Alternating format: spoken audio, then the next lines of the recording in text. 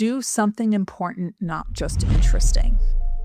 It's not enough to do good work. It's not enough to get 5 out of 5 on every performance appraisal. It's not enough to be the glue that keeps everyone together. And I didn't know what more I could possibly do. This is Dr. Ruth Gotian.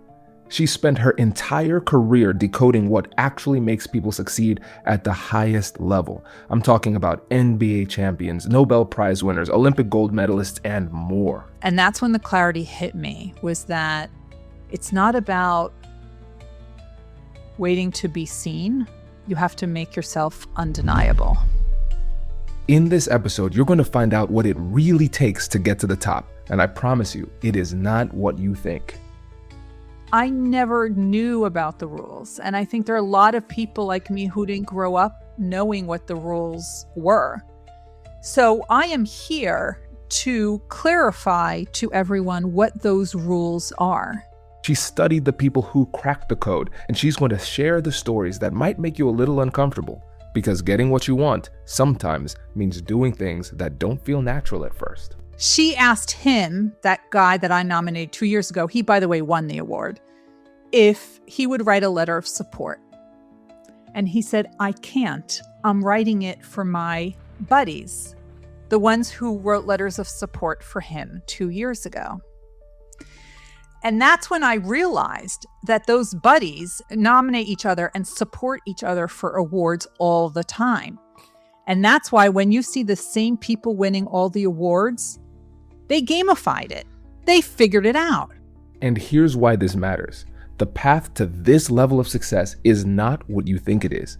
If you keep grinding without a strategy, you'll run out of steam right before the breakthrough. I helped everyone. I was liked by everyone, but never once have I asked for help.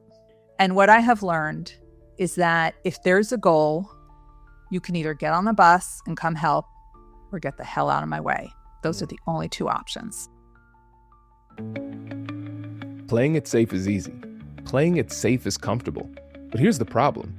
Playing it safe and playing by rules that were never meant for you will never take you to the next level. If you've got what it takes to hit the ball out of the park, the only thing holding you back is whether you're brave enough to take a big swing. I'm Kwame Christian, and this is Big Swings Only. Every week, we're telling you the stories of people who fought their fear, chased the life they actually wanted, and became who they had to become to get it.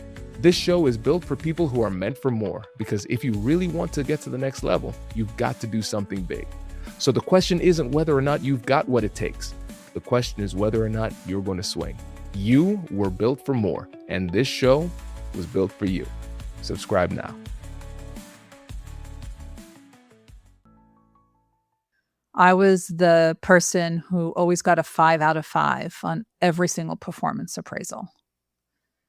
I was always told I'm the glue that keeps everything together. We'd be lost without you.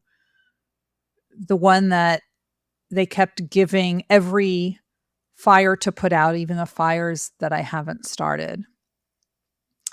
And one day this dean comes in and he talks to my boss and he said, there are 2 divisions, we're merging them together.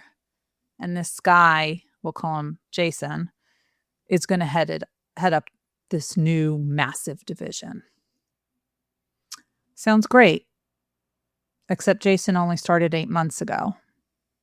He hadn't even gone through one full year cycle of everything that we do. He'd never submitted a budget. He'd never had a performance appraisal. He'd never given other people performance appraisals. Why was this guy chosen and I wasn't? And it turns out that it's not that they didn't want me. They never even considered me. I was overlooked. And I was overlooked because I was told I was so reliable and so good right where I was. If we move you, who would do your work? And for the first time in my career, I went to human resources and I said, how can this be? How could this have happened that this brand new person gets promoted and I have been here for, 15 years at that point, and I wasn't even considered? And that's when I was told, oh, you have to go through the proper channels. And I said, what proper channels? The position was never even posted. There were no channels. And that night, with some anger and some clarity, with a lot of clarity, I decided to dust off a dream that I've had since I was 20 years old. And I started filling out my application for a doctoral program at Columbia University. And I didn't tell anyone I was applying because there were only 5 spots for the program I wanted. I only applied to 2 schools.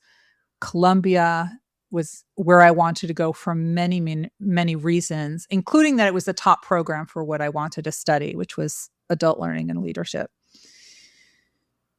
And I got accepted. And of course I went. I made it happen, even though I was commuting an hour and a half each way to work. I have 3 young kids, a husband, elder care for my parents. But this is it. This was the time, because I was tired of being overlooked. And I had a lot of questions about success and high performance that had been gnawing at me forever. And I really wanted to take a deep dive and learn. So I pursued my doctorate while working full time and all those family obligations and commitments. And when I got my doctorate, my life has changed for the better. That is powerful, Ruth. I want you to, let's revisit this story. And I want to talk about the meaning that you gave to that story in the moment. So that night when you were filled with emotions, first tell us how you felt, like with detail. And then also, what was the narrative that you constructed at that moment? And now, looking back with the wisdom of years, now what is the meaning that you give to that same story? You know, when I was overlooked, I was furious because I grew up always being told you do good work, it'll get recognized. And here was my wake-up call that that's not enough. It's not enough to do good work. It's not enough to get 5 out of 5 on every performance appraisal. It's not enough to be the glue that keeps everyone together. And I didn't know what more I could possibly do. And then I realized that this guy was schmoozing and networking in a way that I wasn't. Look, I knew everyone at the institution. I had been there for 15 years, and I was respected by everyone. But I don't think I was seen in that different type of role because of the work that I was doing in this role. I was seen as executing today's problems instead of building tomorrow's future. And I was angry that I wasn't noticed, that being kind to everyone was not enough. Being respectful to everyone was not enough. Being collaborative with everyone was not enough. Getting perfect scores on NIH government grants was not enough. Doing hard work was not enough. What more do you want from me? Literally, what more do you want? And then I said, I can no longer wait to be seen. And that's when the clarity hit me, was that it's not about waiting to be seen. You have to make yourself undeniable. And I knew I was working in academic medicine at the time. Everyone around me had an MD or a PhD. So in order to even be considered, I knew I had to get one of those degrees. Now, I had wanted to do it when I was 20, but I thought about it first when I was 20, but then life happened. So I didn't. But then now is the time. I mean, it always stayed with me. And you always think, like, when do you want your first child? It's never a really good time. When are you going to get your doctorate? It's never a really good time. Well, it's never a really good time. So find the less bad time and just do it. And one thing that I can tell you is that never have I been so laser focused in my entire life. And I finished it in record time because I was not here to waste time. Quick timeout, Simone. I think we have our first episode. Just putting that out there. Near, I love Near's work is fantastic. This is our first episode. Okay, so let's just stipulate to that. Okay, back in the group. So Ruth, your answer gave me chills because the word that did it for me was undeniable. And you saw Simone's response when you said that, because for me, my mentality on thought leadership and just career growth in general is to be undeniable. Because Yeah. we're going to focus on your story, but in my story too, there were times where there were questions. And the thing is, there are shades in your story that weren't explicit, but I think everybody here listening can relate to a time in their life where they were overlooked because of some way that somebody saw them that was inaccurate, whether it's race, gender, background, appearance, whatever it happens to be. For whatever reason, we have all felt that. And so the response is not to sit down and say, woe is me. And it's not to say this is unfair. It's to say, this will never happen again. I'm going to do a very thorough post-mortem to figure out what led me to this position. And then I am going to make sure that I take control of my life and do what I can to move forward. And you create a bulletproof, undeniable case so that even if somebody despises you, they have to say, this person, they are too good to say no to. And that's what you've done. And Yeah. now looking at your story too, there's so much, we've known each other for years. There's so much more of your story that I understand too, because you study greatness. You study the greatest people to ever walk this planet and you dissect what makes them incredible. And then I always wondered, it was an interesting, I perceived it as a detour to talking about networking with our friend Andy Lapata. But now I see it, and tell me if I'm off on this, but it seems as though a part of this was to make sure that you could give people the tools that you needed at that time because now you recognize being good enough, being exceptional is not good enough in a lot of these cases. There's a different way of networking that will get you where you want to go. That's so true. And I'm not sure I connected all those dots when I was in the heat of the moment. But I studied success and high performance because I've been obsessed with it for so long. And as you mentioned, I have the true privilege of talking every day to Nobel Prize winners and Olympians and NBA champions, et cetera. But it's through what they told me. And as I did these hundreds and hundreds of interviews, when I realized that their networking is different. And then I overshadowed their stories on my story. And I realized there was a delta. There was a gap between how they did it and how I did it. I was liked and I was respected and everyone saw me as a collaborator and a fixer, but the way they networked was different. They were seen as strategic.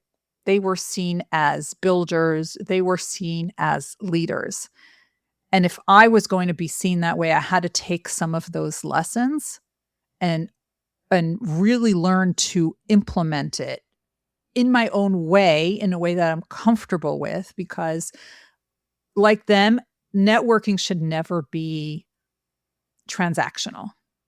It's not who I am. It's not how it works. So to my core, I am still, let's get to know each other. Let's find out if we like each other. Let's find out if our values are aligned.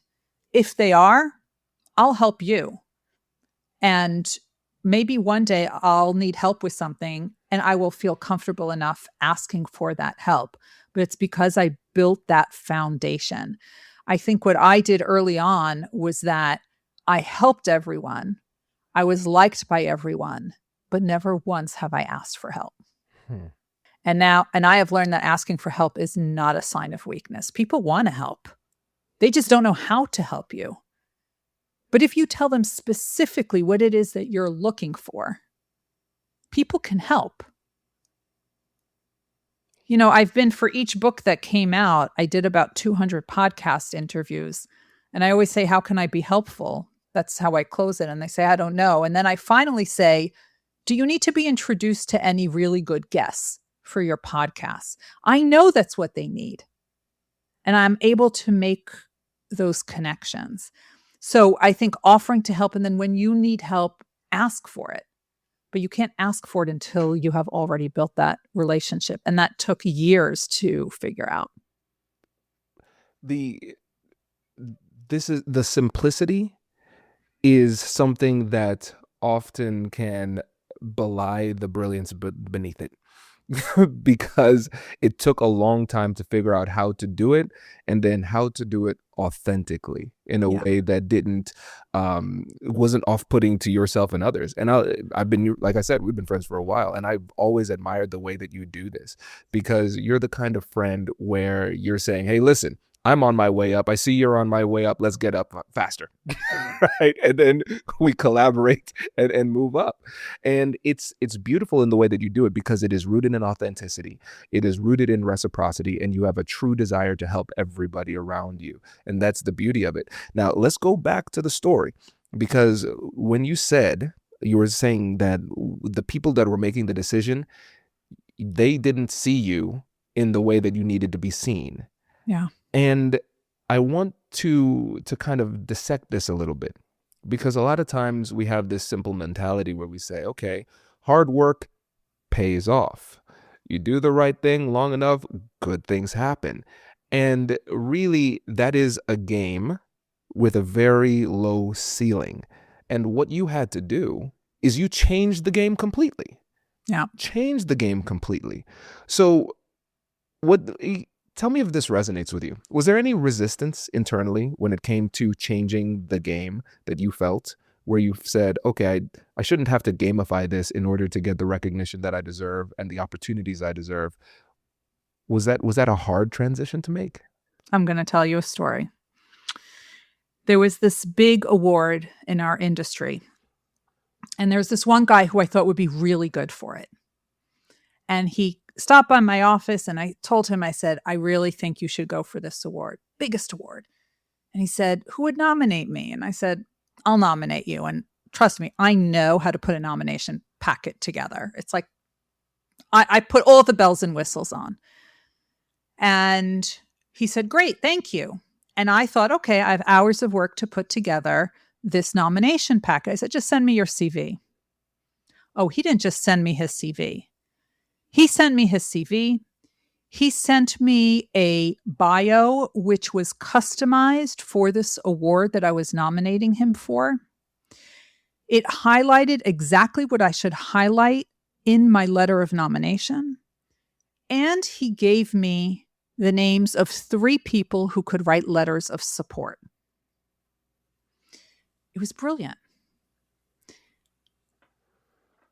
And then someone reached out to him and said, I want to nominate Ruth for this award. Would you write a letter of support? And I didn't know she was doing this. And he said, I can't. She's nominating me already. 2 years later, it's my last year that I'm eligible for this award. And now I realize you need to ask people. So I asked this woman, because he told me that she asked and he had to say no. So I reached out to her and I said, this is my last year of eligibility. I heard 2 years ago you wanted to nominate me. If you still think I'm worthy, would you be willing to nominate me?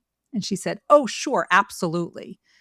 Now, I had already learned that I need to send my CV, a customized bio, and the names of 3 people who would write letters of support, right? I learned this game. She asked him, that guy that I nominated 2 years ago, he, by the way, won the award, if he would write a letter of support.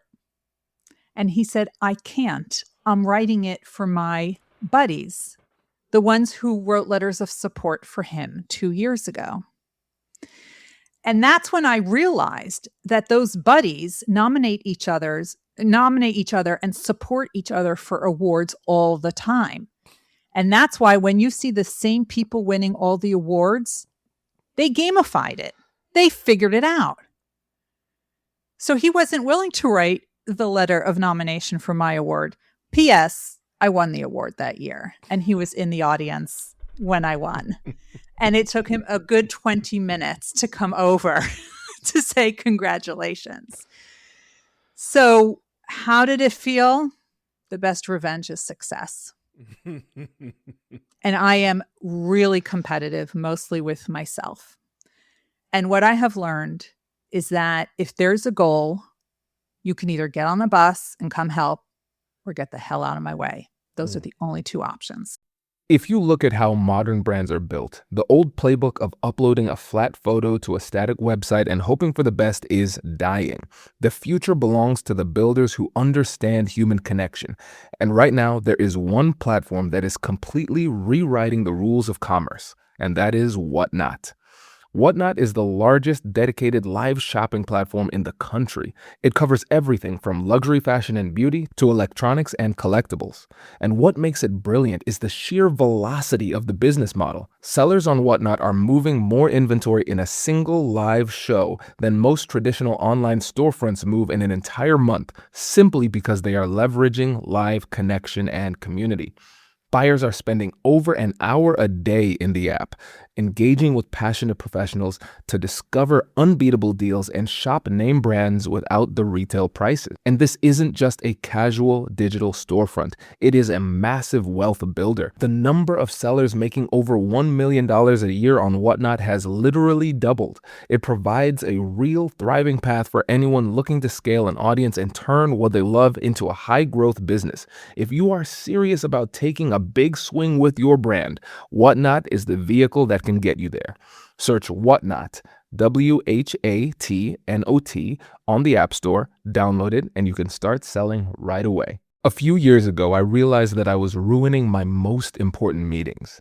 I would sit down with visionaries, partners, and high-stakes builders, but instead of actually listening to them and being present, looking them in the eye, and trying to catch the subtle nuances of what they were actually saying, I was sitting there staring at my screen, frantically typing, trying to capture every single word so I wouldn't forget it later. I was so busy documenting the moment that I completely stopped being present in it. And when you're trying to pull off massive goals, you cannot afford to have your attention split. And that's why I started using Granola AI. It's an AI notepad built to augment how you actually work. It runs seamlessly in the background and transcribes the meeting directly from your device's audio. There's no automated user joining the call or distracting your clients. It just handles the heavy lifting of capturing the dialogue so you can finally lean in, listen deeply, and steer the conversation. So all you need to do during the meeting is just jot down a few of the bullet points that matter to you. But the moment the meeting ends, Granola AI blends your personal insights with the transcription to give you a sharp, highly structured summary of your action items. It keeps your mind entirely free to focus on the big picture. If you want to stop dividing your attention and start executing at a higher level, go to granola.ai/Kwame to try it out. That's granola.ai/Kwame. Now everybody's seeing why I love Ruth. This is great. See, we were wasting our time all the time having her come and talk about these gold medalists and whatnot. No, we need to hear this. I love this because again, it's helping us to understand how you got to where you are. And this is the thing I tell my sons, 10 and 4. The 4-year-old doesn't get it. He will eventually. Yes. But I'd say, Kai, nothing is real. Nothing is real. Everything is made up. Tell better stories. Be rooted in ethics and truth, but just tell better stories. Because we have this false idea of meritocratic achievement, where we say, okay, it's like the Olympics. Okay, Usain Bolt, 100 meters, everybody has an equal shot. That's why we like sports, because we know we can't get that same kind of equal playing field anywhere else. That's right. And once you come to terms with the fact that everything is a game, now you need to figure out what game you are willing to play and what kind of player you want to be. That's really it. And I remember I was coaching this one person. He was a fellow lawyer, and he said we were helping with his negotiation skills, but also career trajectory. And he said, I'm really frustrated because there's a community service award, and the people who keep getting it, I know for a fact I do more community service, and I don't do community service for recognition, but it bothers me that I don't get it, and I hate that it bothers me. I said, well, have you shared that you do this? Have you shared? Because you don't need to share it for your own sake necessarily. You could share it so you could raise awareness for the opportunity for other people to do it. You need to Yeah, find a heart-centered approach that still resonates with you, while at the same time making sure you can get your recognition if that's something you want. Use both strategies at the same time. And when he that's did it, right. the next year he got the award, and a few years later he was general counsel. There you go. And again, it was once you get past that resistance internally and start to recognize that the game you thought you were playing is very different, then Yeah. you can say, okay, now I can have a little bit of fun with this. And I also want to talk to you about the fact that you have found a way to succeed in a way that nobody else has. So there's no, think about it. Who's the other Ruth? Tell me somebody else who is your there's nobody else who has that combination. Does somebody come close? The- Honestly, no. So Well, Kwame, and I'm sorry to interrupt, but you said about the rules. I never knew about the rules. And I think there are a lot of people like me who didn't grow up knowing what the rules were. If you tell me the rules, I will win. I told you I'm very competitive. I will do what it takes. But if I don't know the rules or the rules are changing mid-game, I don't know which way I'm running. yeah. I don't know what it is that you expect me to do. So I am here to clarify to everyone what those rules are. And there are a few pieces of advice that I got along the way, which have been transformational. And most of them were just one line long. One of them, when I was applying, there was actually a physician who stopped by my office. And there was another colleague who was also applying to a doctoral program at around that time. And I was wondering, oh, should I apply broadly and so on? And she said, you need to apply to a school where it will be undeniable that you got the world-class education and that it matters and its values. You need a school that people have heard of. I hadn't considered that. I hadn't considered that at all before. And she said, graduate school is different from undergrad. Okay. Then someone else said, when I did get accepted, do something important, not just interesting. And that was my mentor, Dr. Bert Shapiro. And he said, if you do something important, you will have a ripple effect of an impact. And you are looking at a problem from an angle no one else has looked at. And that's when the population was just one group. It was physician scientists. Over time, it expanded because, Kwame, like you said, people who studied high performance, either A, they weren't the ones doing the research, someone else was doing the research and they are reporting on it, or B, most people are looking at sports because that's the easiest to measure, and I get it. That's why I look at elite athletes as well. But when I was able to compare it to other industries, to the Nobel Prize winners, to the astronauts, to the CEOs, to some senior politicians, that's when I noticed the patterns. And that's what made it undeniable. And the reason I love it is because the work will outlive me. It will outlive me. There are always more people who I can interview. So just interviewed an Olympic silver medalist yesterday. This is amazing. And again, it begs the question, who else does this?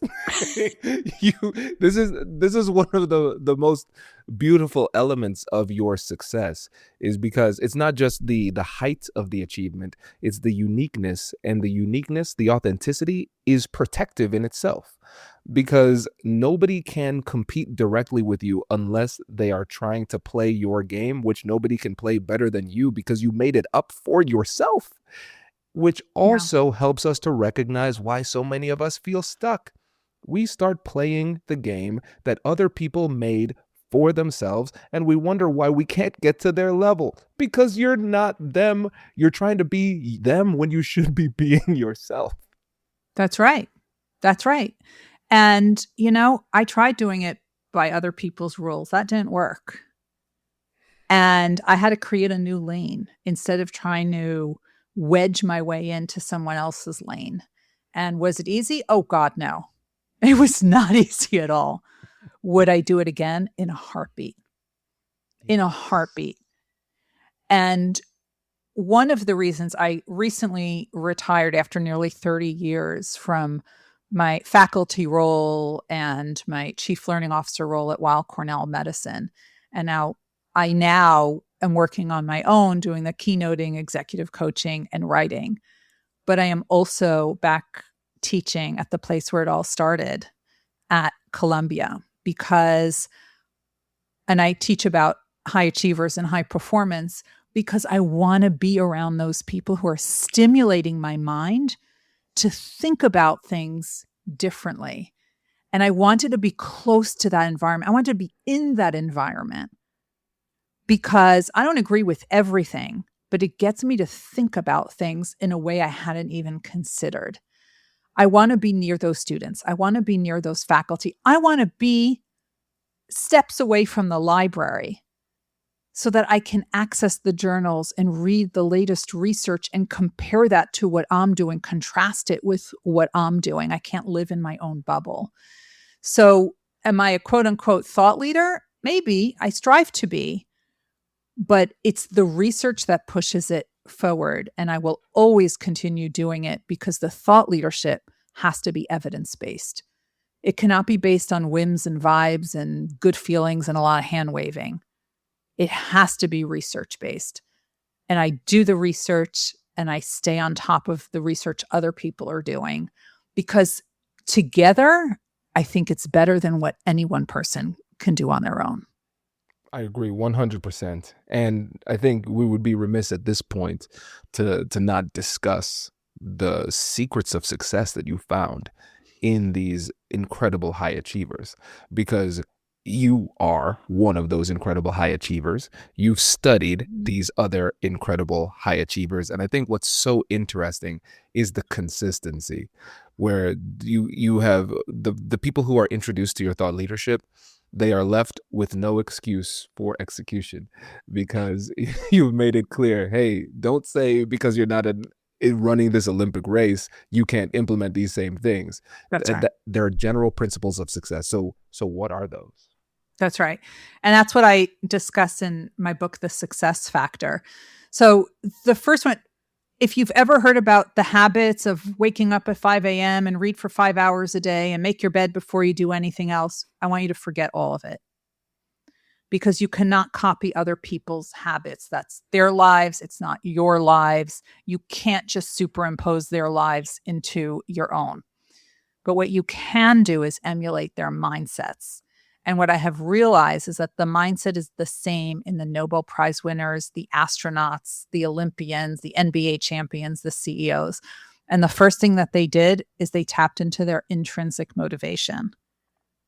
Why are they doing this work? This is the reason they wake up in the morning. This is the reason they can't quiet their mind at night. This is what they can't not do. They have to do it. They love doing it, right? They get paid and get paid well for it. That's a bonus. This is why they were doing it.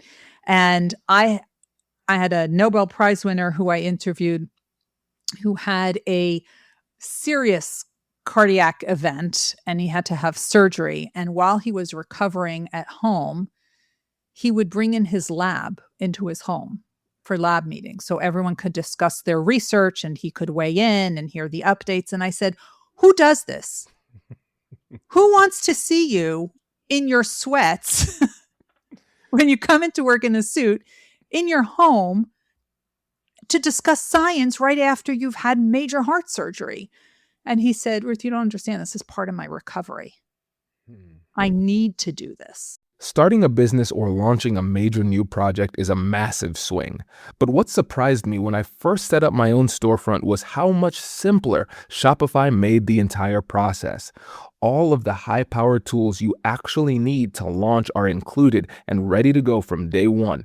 You don't have to get bogged down in the mechanics. Shopify's design templates and AI tools get a stunning, highly professional site up and running fast with zero coding required. It makes your vision feel real instantly. And once you're live, Shopify checkout ensures that your customers can buy seamlessly in a single click, which gives you an immediate boost in conversion and confidence. And if you ever hit a roadblock or need to troubleshoot, Shopify's built-in AI assistant, named Sidekick, is right there to give you the answers and ideas you didn't even know that you needed. If you have been waiting to execute on your idea, head over to shopify.com/Kwame right now. All you need is the idea. Shopify handles the rest. Start your free trial at shopify.com/Kwame. That's shopify.com/Kwame. This is what makes me feel good. So that's the intrinsic motivation. Even when you have hard times, you're willing to do it. It's not about the awards, rewards, promotions, bonuses. That's when other people are judging you. And we have learned that you cannot maintain or sustain. In fact, the last question I ask every athlete is to show me their medal. Only 2 of them have had it on display. It's usually in a sock drawer. It's in a safe. It's at the parents' house. It's in the nightstand drawer. The one who I interviewed yesterday, her Olympic silver medalist, is in a gallon Ziploc bag in her shoe closet. What? A gallon Ziploc bag. Yes. Apollo Ono was in a brown paper bag in his sock drawer. Yeah. Because the medal was a chapter in their lives, not the entire story. Right? It was a goal, not the goal. There's not a single scientist who started doing science with the goal of winning the Nobel Prize. Their goal was to do good science, to find a treatment, to find a cure, to find a way of doing something better. It was not to win the Nobel Prize. So that's number 1. Number 2, obviously you need resilience and grit and hard work and all of that. I didn't need to get a doctorate to figure that out. You can't be successful if you don't work hard. I tell people, and I've told my kids, success only comes before work in the dictionary. But what is different is how they solve problems. And this to me was really eye-opening. So I share the story of Dr. Peggy Whitson, who was a biochemist who worked at NASA. Not everyone who works at NASA is an astronaut, but she had a dream of becoming an astronaut. And she would see the astronauts coming in and out, and she always wanted, and she applied, but she got rejected. And she applied again, and she got rejected. And she applied again and got rejected. And this story kept going on over and over again for 10 years until she was finally accepted. And I said, Dr. Whitson, who applies for the same job for a decade? And she said, Ruth, the question was never if I was going to become an astronaut. I knew I would be. The question was how. You see, she put herself in the driver's seat. This was no longer about what other people saw in her. This was no longer about perception. She was not going to be overlooked. She was going to make herself undeniable. And she did get accepted because she said there's a gap between what they see and what I'm showing them. I need to figure out what that gap is and then work on closing that gap. And that's what she did. And ultimately, she got accepted as an astronaut. She flew, until recently, she held the record for the most days in space of any American astronaut. She became the first female commander of the International Space Station, a role she held twice. And that woman, who was rejected for a decade from becoming an astronaut, ultimately went on to become NASA's chief astronaut, in charge of all the astronauts. She has since retired from NASA and then came out of retirement to now work on the private space shuttles. This woman is legendary. But that's because she put herself in the driver's seat and she wasn't waiting for other people to notice her. She was going to make herself undeniable. And then the third layer of success is that strong foundation. Now, we've all heard of Kobe Bryant, who unfortunately I never had the opportunity to interview, but you've all heard the legendary stories that he would go at 4 or 5 in the morning and practice his layups. He could do layups in his sleep.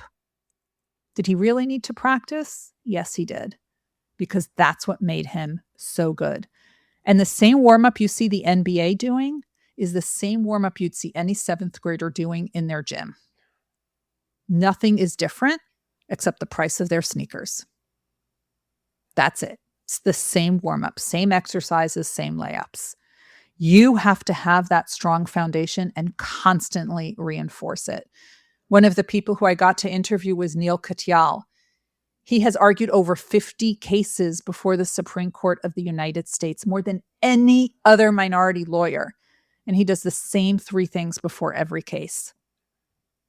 The first thing he does is he prepares a binder that has the answer to every possible question he might get asked. In over 50 cases, he's never once opened that binder. But he said that the process of preparing that binder prepared him for the case. The second thing he does is he holds multiple moot courts. These are simulations so that he can refine every single argument that he has. He did that with Supreme Court case number 1, and he did that with Supreme Court case number 50. And the last thing he does is the night before the opening arguments, he goes into his children's room and their bedtime story becomes the opening argument, because he said if a child can understand it, the court can understand it. He had learned how to simplify his communication. Why use a 25-cent word when a 5-cent word would do? And the last thing is, and this is the one that surprised me the most, and this is why we hear leaders or readers read for 3 to 5 hours a day. You know, Mark Cuban does it, Bill Gates does it, Warren Buffett does it. That's not what made them billionaires. Sure, they're reading. And as an avid reader and as an author of 4 books, I want you to read. But what they're doing is they're consuming new knowledge. And you can consume new knowledge by reading books, by reading articles, by watching TED Talks, by listening to podcasts. Hopefully everyone's learning something new here today. There's so many ways to learn new knowledge, but the differentiator is you take in all that information and you start to make connections that other people don't yet see. And I was able to do that with the high achievers across industries. Everyone is able to do that in a different way. And one of those ways, besides the books and the podcasts and the TED Talks and the keynotes, is through mentors. Every single high achiever I have interviewed surrounded themselves with a team of mentors. And that's why I wrote 2 books just on mentorship, because it was so critical to their success.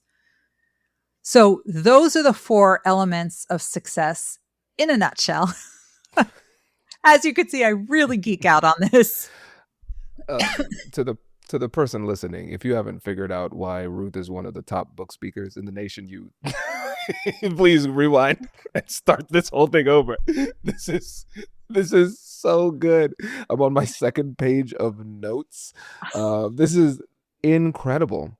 Kwame, you know what you remind me of? What? I'm going to tell you. I gave the keynote. It's called The Success Factor. And I was talking about the 4 elements of success. And because of what happened, I now changed my keynote. I asked something at the beginning. And now I ask, is anyone sitting here a Nobel Prize winner, an astronaut, or an elite athlete? Because I didn't do that. And there's this one guy, and he's sitting in the front row. Now, remember, when you sit down, everyone's the same size, just about. And I'm giving my keynote, this 1-hour keynote, and he is voraciously writing notes. I mean, pages and pages and pages of notes. And I'm like, I know I'm good, but what is this? And he comes up to me after and I said, oh, did you enjoy the talk? And he said, you made me feel something I haven't felt since I played in the NBA. I had an NBA champion in the audience and I had no idea. But you see, they're still learning. And that's why he was taking notes. He was still learning. He had long retired. Isn't that wild? It's incredible. That is incredible. Yeah, there sometimes, you can hide your profession. People don't always know I'm a lawyer, but I feel like NBA players are hard to hide. But not if you're sitting. That's true. That's true. But then you stand up, you're like, we are not the same. When you think about these 4 keys to success, which one is the most difficult for people to implement based on your research? I think the intrinsic motivation. I think people think that whatever they were passionate about when they were 20, they need to still be passionate about when they're 40 and 50. But the passions change over time. Things that were important to us then are not important to us now. And one of the things that I have learned is that our intrinsic motivation changes when we have transitions in our lives. So let's talk about what are some of those transitions. You got a new job, a new partner, a new child, a new home, the loss of a parent, a pandemic. That's why so many people quit their jobs when the pandemic broke out. They recalibrated what their priorities were and what they were intrinsically motivated to do. And I think so many people are stuck on those motivations they had in college to carry them through in their career. I just retired. I'm on my 3rd career now, right? I took an early retirement so I can do these things that I love, the keynote speaking and the coaching and the writing full time.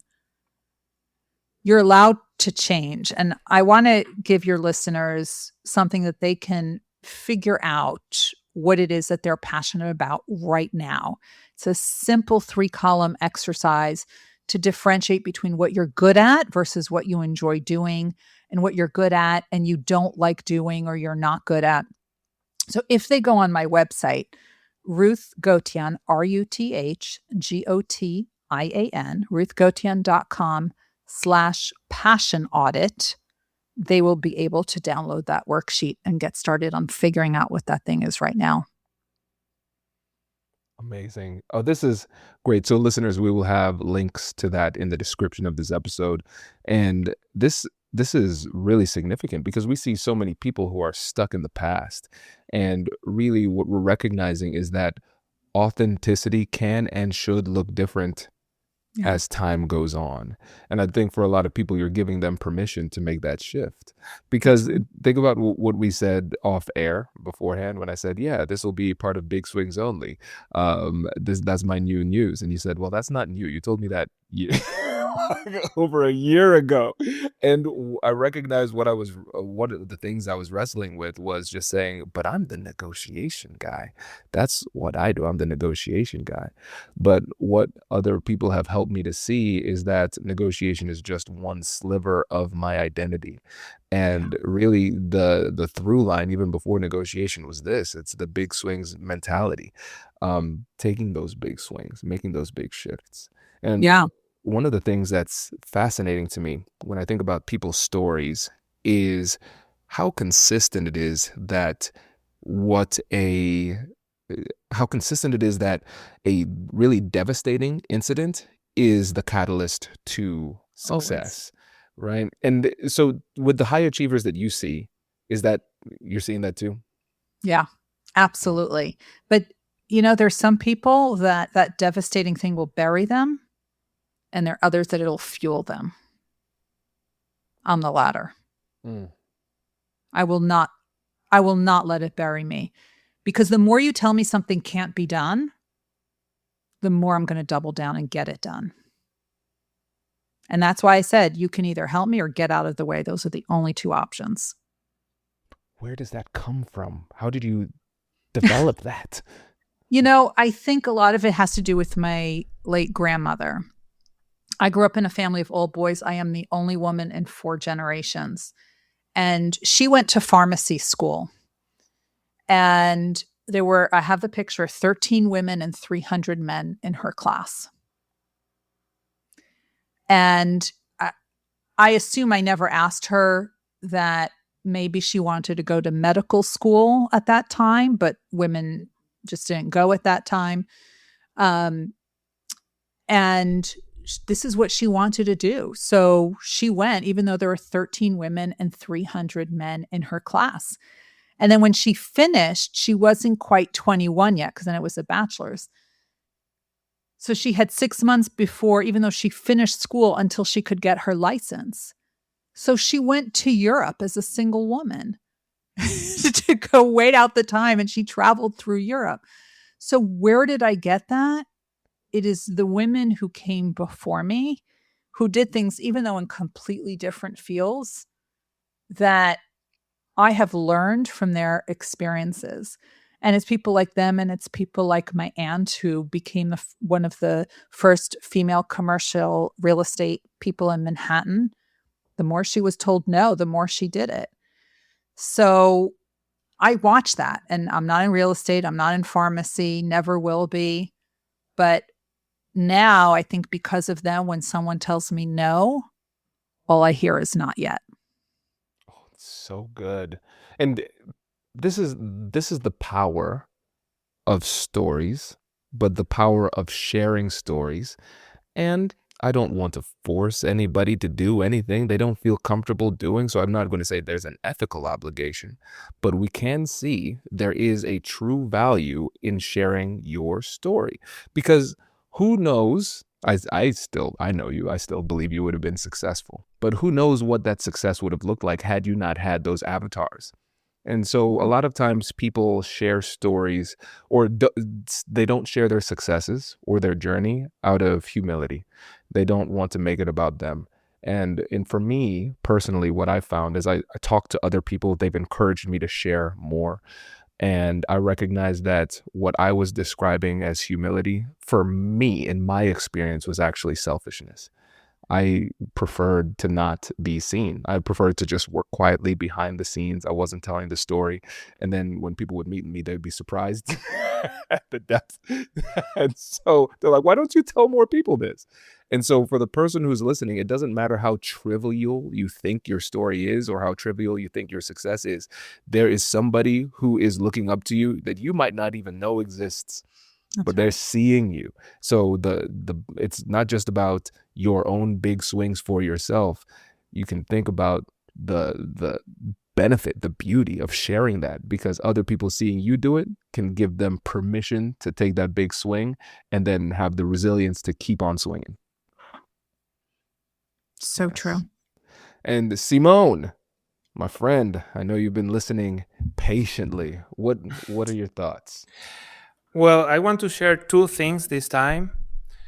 One of the things is about the rules, what Ruth was talking about, understanding the real rules. And I remember I love soccer. And in maybe the World Cup of maybe 16 years ago or 12 years ago, there was a guy from Uruguay called Luis Suarez. They were playing the quarterfinals, the round of 8, I think. So they were about to lose. Uruguay was about to lose. And the guy from Ghana shot the ball, and he was in the goal. He was in front of the goal. So he stopped the ball with his hand. So the referee gave him the red card. And they then won the game. Uruguay won the game. So after that, they asked him, why did you break this rule? And he said, I didn't break any. The rule says that if I grab the ball with my hands, I have a red card. So that's what happened. I grabbed the ball and I have my red card. So I didn't break any rule. If I stayed in the field, I break the rule. But I just went out. So we won, and I used that rule in my favor. So sometimes we don't understand what the rules really are, and there's a lawyer that can explain that to us, right? So the guy was smart enough to understand that the rule was that you have a red card if you hold the ball. It's not that you can't do it. So as you're willing to pay the price for doing it, then that's fine. That's what I learned. And another thing that I wanted to share with Ruth was how my intrinsic motivation changed when I was living in Argentina. I was 26 years old, and I had cancer. So what happened was that I was working as a designer because I'm an industrial designer. I had a flu and I went to a doctor. He made a X-ray. He said, "Okay, we have to see something that you have here in the thymus gland." So I said, "Okay." They went through more and more exams, and after 3 months of exams, he told me, "Okay, you have cancer. We have to make a surgery here, and we will work on that, but no problem. Everything will be fine." And I was like, "Oh my god!" So I was working as a designer, and I said, "Oh my god, I hate this job. I am a designer, but I hate it, and I'm about to die. And what I'm gonna do with my life? At least for the last month of my life, I will do what I want." So I quit my job, and I said, "Okay, I'll do what I want to do, and I won't design anymore in my life." Well, I designed a logo for Kwame last week, but I said, I won't design anything in my life again. So I quit my job. Then I went to another doctor just to to look for another opinion. And the doctor said, "No, you were misdiagnosed. You didn't have cancer. You have never had cancer.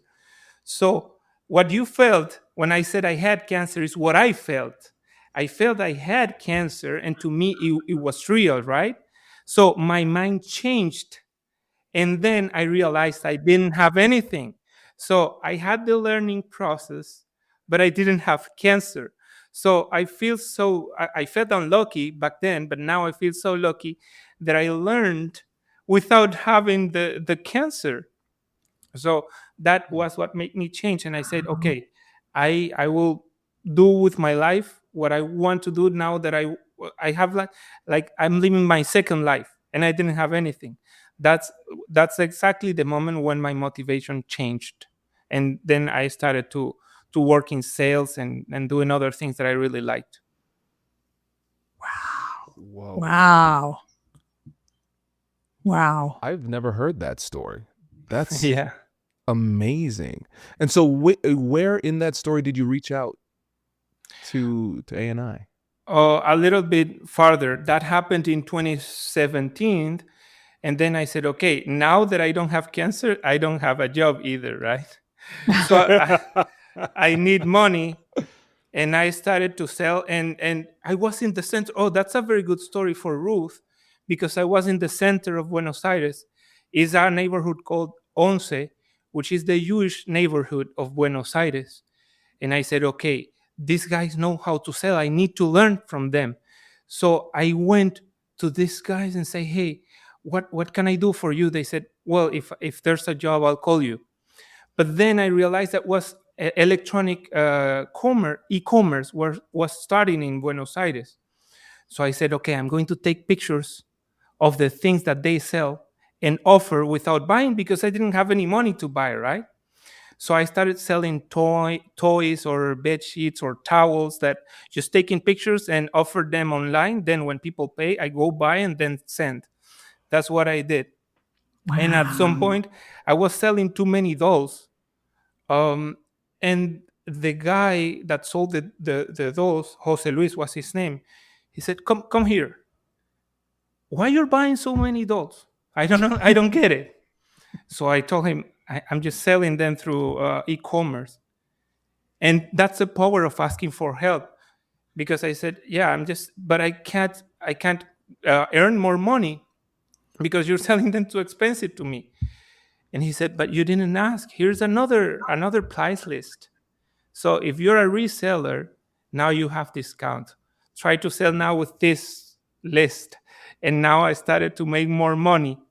That's how I started to sell carpets and towels and bed sheets and many things. And then is when I realized how important negotiation was, and that's how I found Kwame. Wow. Wild. You're a amazing. hustler Yes. in a good way. Yes. That's so impressive. That's so impressive. And then You don't ask, you don't get. That's what my father always taught me. That's right. That's right. And then one note about Luis Suarez as well. When you think about athletes or just great minds, high achievers, one thing that they all have is hunger. They're Yeah. all hungry for success. And I always remember Suarez as the hungriest soccer player because he kept on biting opponents. Oh, You remember that, Simone? Yeah, he did it. He kept on. Well, former left fullback here. I played soccer. One of the questions I always ask athletes is, do you love to win or hate to lose? Oof.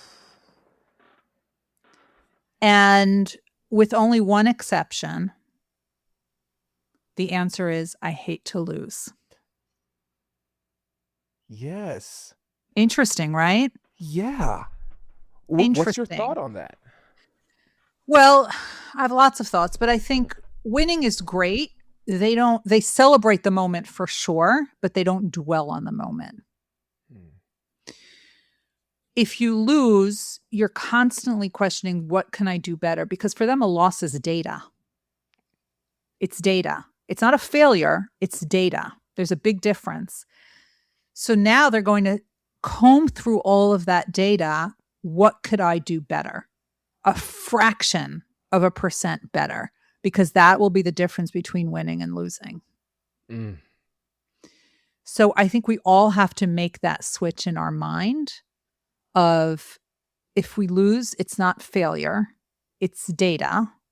And we have to take that to get to the next step. And also, when we do succeed, we get that award, we get that bonus, remember, those are extrinsic motivators. That's coming from someone else. And that does not maintain your joy forever. That it's in the moment. So celebrate it, but then they work on their next goal. Oh, this is great. I want to dig into this though a little bit deeper, because I know there's more texture here, because there is clearly I don't want to say, maybe appreciation might be a little bit too much, but a respect for loss because of the data it provides you. I think about my own life. I have propelled myself more from loss than through success. If I succeed, I don't need to investigate. I need to celebrate. Right. And so when it comes to the losses, now I can do a postmortem, figure this out, and use that to propel. Yeah. So, but then at the same time, it is the utter disdain of losing that pushes them forward. So how do they balance that dichotomy within their mind, where they try as hard as possible to avoid failure, while at the same time having a healthy appreciation for the value of it to help them move forward? Oh, they surround themselves with a team who balances them and puts everything into perspective. Look, I've met the spouses and family members or some of these people. I mean, some of these elite athletes have now become very good friends. And these are the people that have kept them grounded. It's their coaches. It's their team of mentors. It is their family. You need to create that support system for yourself of people who unconditionally love and support you and help you see the clarity. You see, when they lose, they are licking their wounds for a day or two, but that's not what defines them. It's not what defines them. And they quickly turn it around to see, how can I do it better? And it becomes that challenge of, I don't want to lose again. So let's figure this out. Let's figure it out. And that is their focus. And remember, a lot of them are also on teams. And when you have teams, you don't carry that burden all alone. You win as a team, you lose as a team.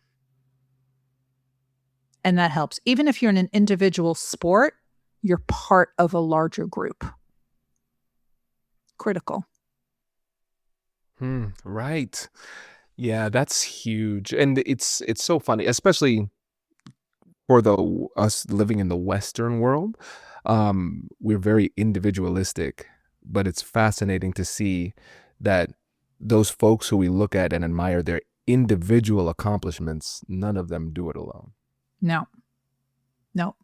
And if you try, you're not going to make it, because you don't know what you don't know. Right? You don't know what you don't know.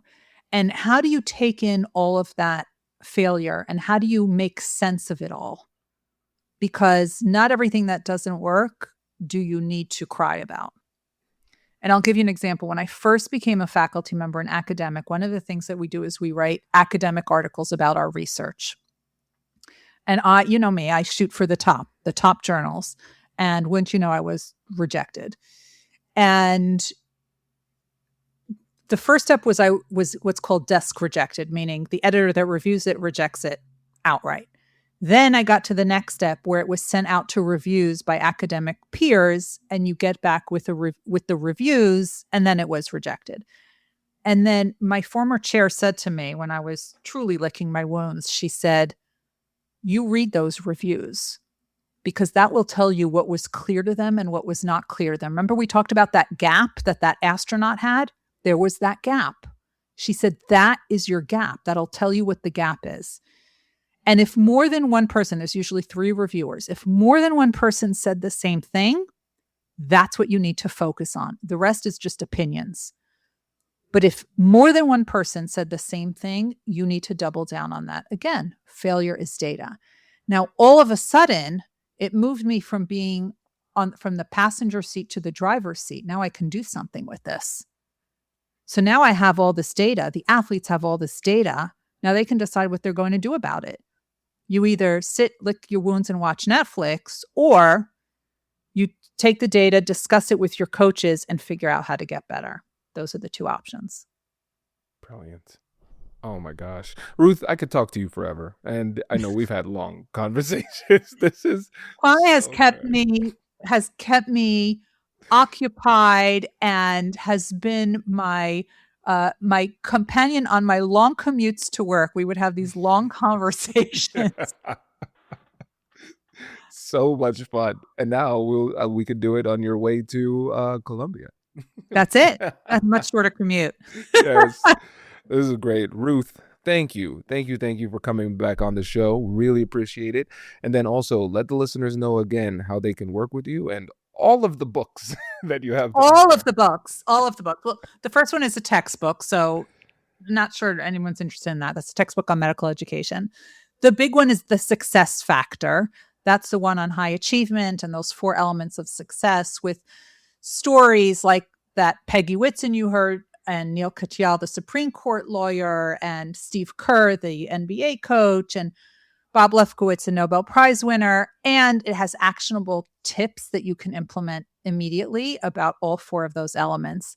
And then there are 2 books on mentoring. One is the Financial Times Guide to Mentoring. And for those of you who work in healthcare, there's Mentoring in Healthcare.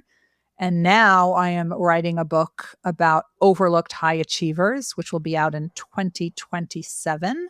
So we'll have to come back for that. And I really hope people will reach out for those keynotes and the coaching, and could just reach out to me on LinkedIn or my website, ruthgotian.com. Amazing. Ruth, thank you again. Really appreciate it. Thanks for having me.